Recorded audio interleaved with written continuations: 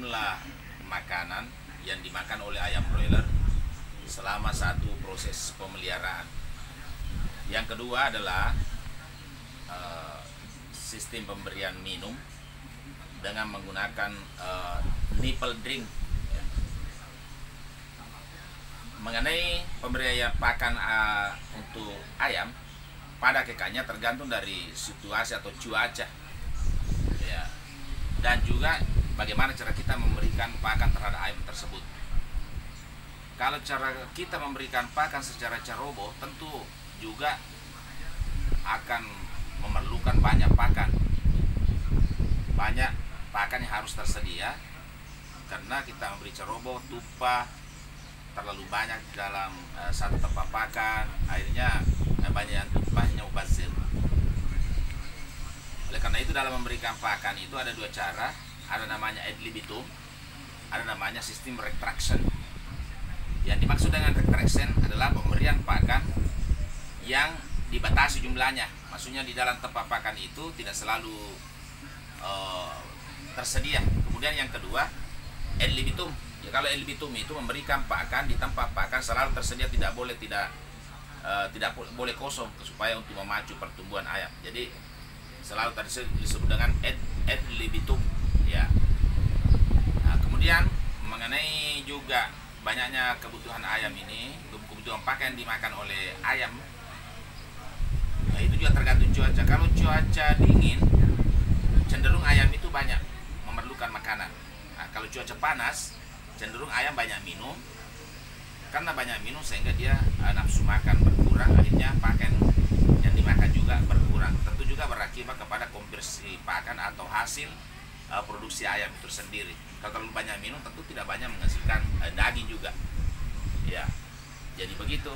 Jadi kita bisa lihat daftar-daftar pedoman dalam daftar kebutuhan pakan ayam per minggunya tentu beda, per minggu pertama tentu beda, minggu kedua beda, minggu ketiga beda, minggu keempat beda. Kenapa?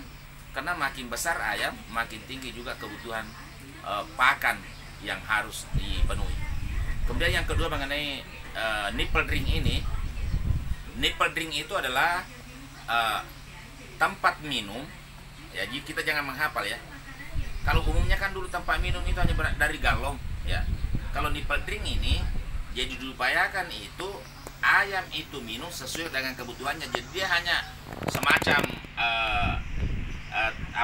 semacam selang kecil yang diberikan penutup secara otomatis. Kalau ayam mematuk ini,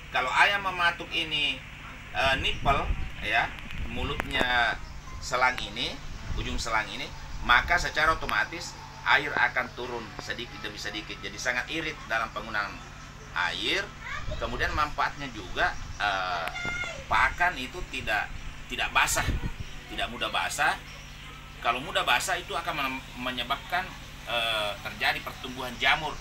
Kalau pakan berjamur, maka dia tidak palatabilitas, ya.